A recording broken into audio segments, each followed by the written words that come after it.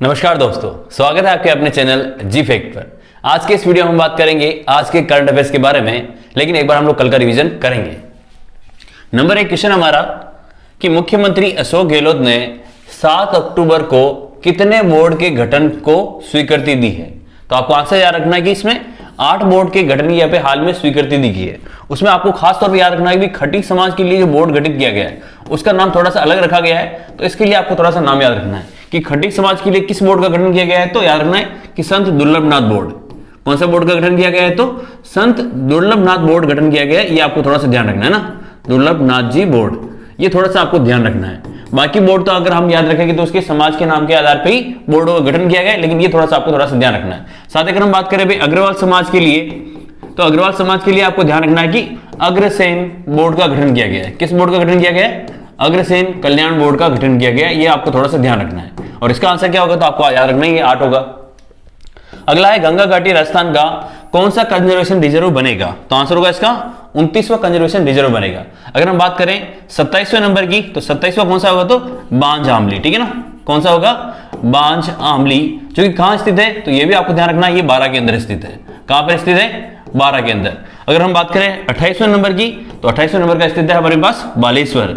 और ये बालेश्वर कहां है वो आपको अगर ध्यान रखना है तो ये होगा आपके नीम का थाना के अंदर। कहां होगा? नीम का थाना के अंदर, ठीक है ना। ये आपको दोनों ध्यान रखना है। साथ ही 29वां कौन सा बना है? तो गंगा घाटी। ये कहां स्थित है? तो याद रखना ये जयपुर के अंदर स्थित है, ठीक है। ये सारी चीजें आपको ध्यान रखनी है। बढ़ते हैं अगले क्वेश्चन की तरफ। अगला क्वेश्चन हमारा राजस्थान ग्रामीण विकास राज्य सेवा नियम 2007 में आवश्यक संशोधन के प्रस्ताव का अनुमोदन किसके द्वारा किया गया है। तो काफी अच्छा क्वेश्चन है। आंसर होगा इसका अशोक गहलोत, ठीक है। मुख्यमंत्री अशोक गहलोत ने जोधपुर के पुलिस ट्रेनिंग स्कूल में विभिन्न निर्माण कार्य के लिए कितने करोड़ रुपए की स्वीकृति दी है। तो आंसर होगा इसका 10.84 करोड़ रुपए। कितनी? 10.84 करोड़ रुपए की यहां पे स्वीकृति दी गई है, ठीक है। अगला क्वेश्चन है हमारा कि बड़ी तालाब को महासीर मछलियों के लिए कंजर्वेशन रिजर्व घोषित किया गया है। ये किस जिले में स्थित है? तो आंसर होगा इसका उदयपुर के अंदर, ठीक है ना। कहां पर है ये? उदयपुर के अंदर। तो याद रखना है कि देखो उदयपुर के अंदर एक और भी है, ठीक है। अगर हम बात करें जो किसके लिए फेमस है, तो क्रोकोडाइल के लिए। किसके लिए फेमस है? क्रोकोडाइल के लिए, ठीक है। ये आपको थोड़ा ध्यान रखना है। यानी क्रोकोडाइल कंजर्वेशन क्षेत्र कहां है? तो ये भी आपको याद रखना है कि कंजर्वेशन क्षेत्र जो है ये उदयपुर के अंदर स्थित है। साथ ही अगर हम बात करें यहाँ पर कौन सी मछलियों के लिए, तो जो महासीर मछलियां हैं उनके कंजर्वेशन के लिए बनाया गया है। ये खास तौर पर आपको ध्यान रखना है। ये कोई कंजर्वेशन रिजर्व नहीं है। 29 ही आपको फिलहाल याद रखना है। अभी एक और 30 के बारे में हम लोग आगे बात करेंगे। क्रोकोडाइल कंजर्वेशन रिजर्व भी कहां स्थित है? तो याद रखना है कि उदयपुर के अंदर स्थित है। अगला है राजस्थान सिंधी अकादमी के नए अध्यक्ष किसे बनाया गया है। तो आंसर होगा डॉक्टर सुनील पारवानी को। नाम याद रखना है, डॉक्टर सुनील पारवानी को जो है सिंधी अकादमी का अध्यक्ष बनाया गया है। अगर हम बात करें इकराम राजस्थानी की, किसकी बात करें? इकराम राजस्थानी। तो इकराम राजस्थानी का अध्यक्ष आपको, इकराम राजस्थानी किसके अध्यक्ष थे? तो जो जवाहरलाल नेहरू बाल साहित्य अकादमी है, ठीक है ना। और ये कहां स्थित है? बाल साहित्य अकादमी ये स्थित है जयपुर के अंदर। ये इसके अध्यक्ष है, ठीक है ना। साथ ही रखना भी हमारा अगर बात करें लक्ष्मण व्यास की, किसकी बात करें? लक्ष्मण व्यास की। तो लक्ष्मण व्यास जो है याद रखना राजस्थान ललित कला अकादमी जो है, राजस्थान ललित कला अकादमी, ये इनके अध्यक्ष है, ठीक है। ललित कला अकादमी, ठीक है, ये इनके अध्यक्ष का नाम है, अकादमी। तो ये सारी चीजें आपको थोड़ी सी ध्यान रखनी है। एक दिन मैं वीडियो लेके आऊंगा जितने भी अध्यक्ष है अकादमी के उसके बारे में, ठीक है। अगला है अमेरिका की मशहूर ट्रेवलर मैगजीन कॉन्डे नास्ट ने वर्ष 2023 के लिए रीडर्स चॉइस अवार्ड में प्रदेश के किस होटल को देश में प्रथम स्थान दिया है।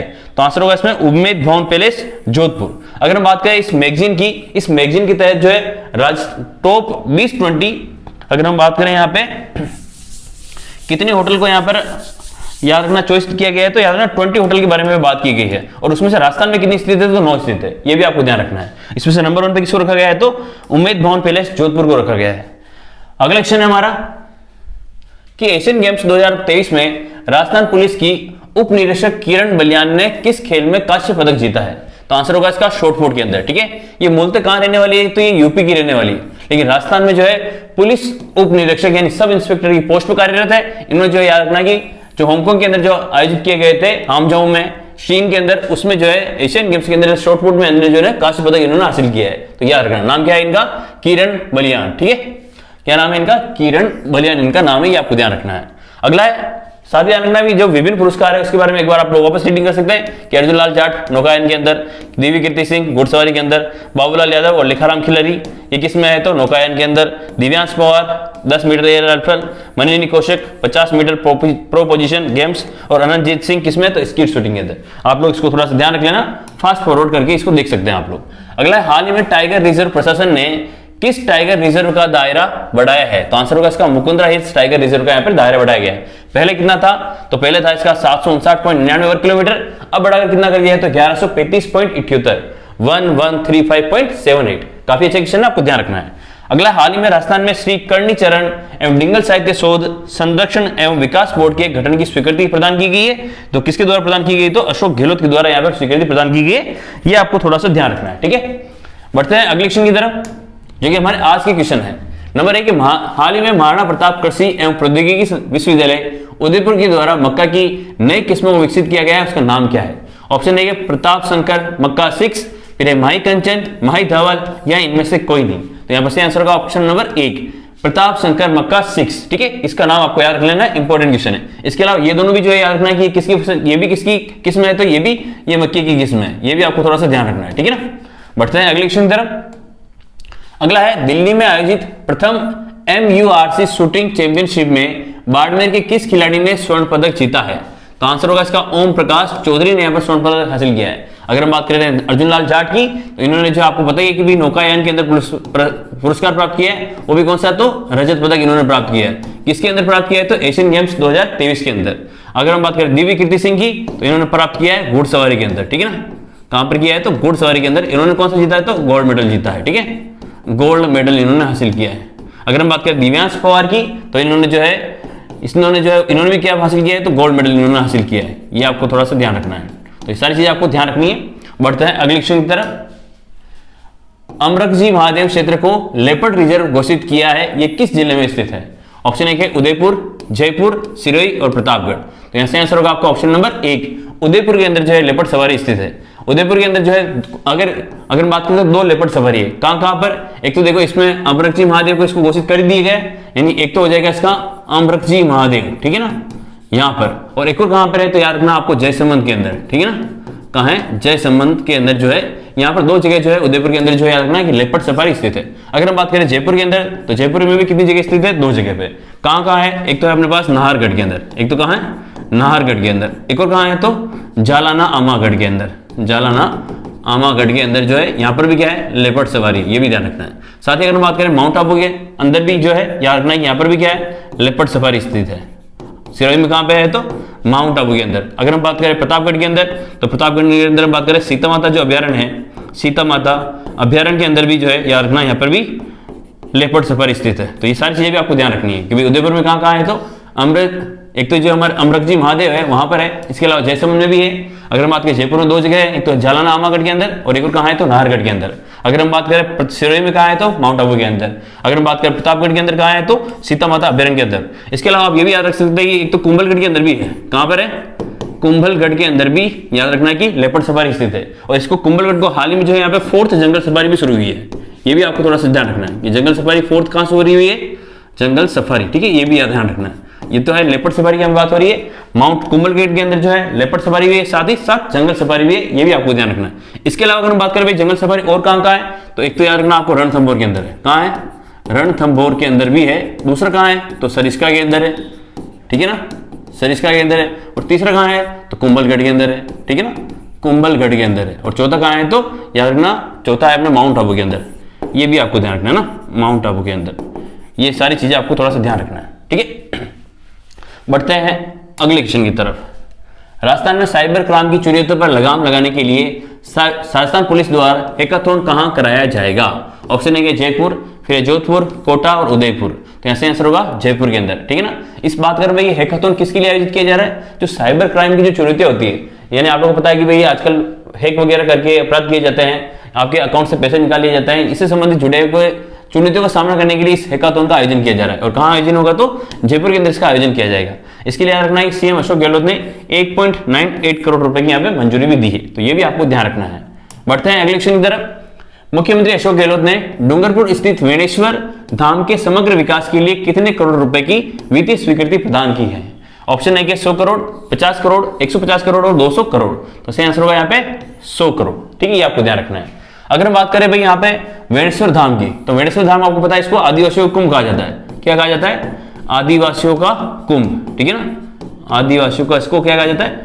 कुंभ कहा जाता है। अगर हम बात करें यहाँ पर त्रिवेणी संगम है और यहाँ पर मेला कब भरता है? तो माघ पूर्णिमा को जो है यहाँ पे, माघ पूर्णिमा को यहाँ पर मेला भरता है। ये भी आपको ध्यान रखना है। ठीक है ना, बढ़ते हैं अगले क्वेश्चन तरफ। अगला क्वेश्चन हमारा, राजस्थान के मेधावी विद्यार्थियों के लिए राजस्थान टैलेंट सर्च एग्जाम के तहत चयनित कितने विद्यार्थियों को प्रति माह, ठीक है, प्रति माह छात्रवृत्ति मिलेगी? ऑप्शन है कि 10,000, फिर 15,000, 9,000 और 8,000। तो सही आंसर होगा इसमें ऑप्शन नंबर 1, 10,000 विद्यार्थियों को यहाँ पे छात्रवृत्ति प्रदान की जाएगी। अगर हम बात करें भाई ये किसकी बात हो रही है, तो राजस्थान टैलेंट सर्च की यहाँ पर बात हो रही है। किसकी बात हो रही है यहाँ पे? राजस्थान टैलेंट सर्च एग्जाम की यहाँ पे बात हो रही है। ये किसकी तर्ज पर आयोजित किया जाएगा? तो ये ध्यान रखना, ये जो है ये किसकी तर्ज पर आयोजित किया गया? तो नेशनल टैलेंट सर्च एग्जाम जो होता है ये उसकी सर्च पे, उसकी सर्च, ये इसकी तर्ज पे इसको आयोजित किया जाएगा। अगर हम बात करें इसमें जो भी विद्यार्थी जो है 10वीं में होगा ये इसका एग्जाम दे पाएगा। और इसमें याद रखना कि इसमें जो आपको मिलेगी जो छात्रवृत्ति वो 11th और 12th के अंदर, अगर हम बात करें 11th और 12th के अंदर जो छात्रवृत्ति मिलेगी वो तो मिलेगी 1250 रुपए। कितनी मिलेगी? 1250। अगर हम बात करें आपके यूजी और पीजी में इसकी जो छात्रवृत्ति मिलेगी वो कितनी मिलेगी? तो 2,000 रुपए।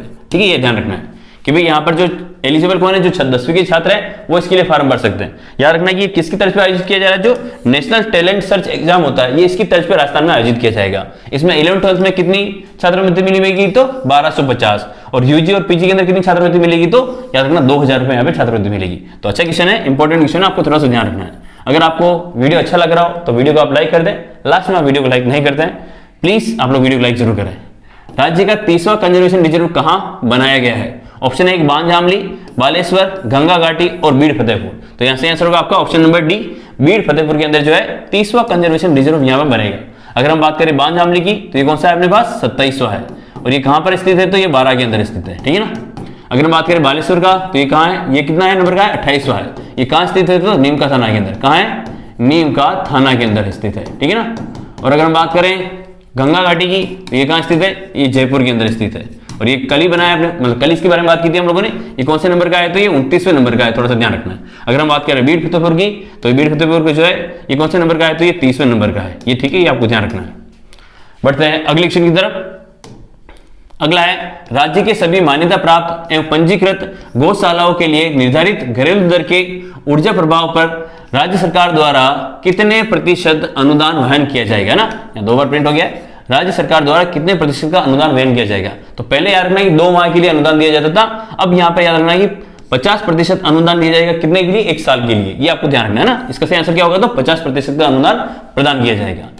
अगला क्वेश्चन है हमारा, राजस्थान में विधानसभा चुनाव कब आयोजित किए जाएंगे? ऑप्शन है कि 23 नवंबर, 3 दिसंबर, 4 नवंबर और 15 नवंबर। तो ऐसे आंसर होगा ऑप्शन नंबर 1, 23 नवंबर को जो है यहाँ पर मतदान किया जाएगा। ठीक है ना। यानी मतदान की डेट कितनी है? तो 23 नवंबर है। अगर हम बात करें 3 दिसंबर की तो ये मतगणना की डेट है ना। इस दिन क्या किया जाएगा? मतगणना की जाएगी। ये आपको थोड़ा सा ध्यान रखना है। बढ़ते हैं अगले क्वेश्चन की तरफ। हाल ही में राजस्थान के किस को, यानी किस व्यक्ति को, है ना, यहाँ पर बात हो रही है किस व्यक्ति को वेस्ट इंडीज में भारत के राजदूत के रूप में नियुक्त किया गया है? ऑप्शन ए के डॉक्टर प्रदीप सिंह राजपुरोहित, फिर है डॉक्टर मनमोहन सिंह यादव, विनु गुप्ता और नीरा सिंह। तो यहाँ से आंसर होगा option number 1, doctor Pradeep Singh Rajpurohit. अगर हम बात करें मनमोहन सिंह यादव की तो जो अपने बीकानेर के अंदर जो अकादमी स्थित है, यानी राजस्थानी भाषा साहित्य अकादमी जो स्थित है, कहां स्थित है? ये बीकानेर के अंदर स्थित है। इसके द्वारा जो हाल ही में पुरस्कारों की घोषणा की गई है। इनको जो है पुरस्कार दिया गया है किसको? डॉक्टर मनमोहन सिंह यादव को। और इनको कौन सी रचना के लिए दिया गया है? तो जो कुदरत सु कुचामती ऐसा कुछ पुस्तक है इनके लिए इनको अवार्ड दिया गया है। ठीक है ना। शिखर सम्मान इनको पुरस्कार दिया गया है। अगर हम बात करें विनु गुप्ता की, ये रेरा की अध्यक्ष है। किसकी अध्यक्ष है? ये रेरा की अध्यक्ष है, ये ध्यान रखना है। अगर हम बात करें नीरा सिंह की तो ये जोधपुर की रहने वाली है। किसकी, कहां की रहने वाली है? जोधपुर की। और 2023 की सबसे प्रभावी महिला शिक्षिका है। ठीक है ना। ये आपको ध्यान रखना है। तो ये सारी चीज आपको थोड़ी सी नोट कर लेनी है।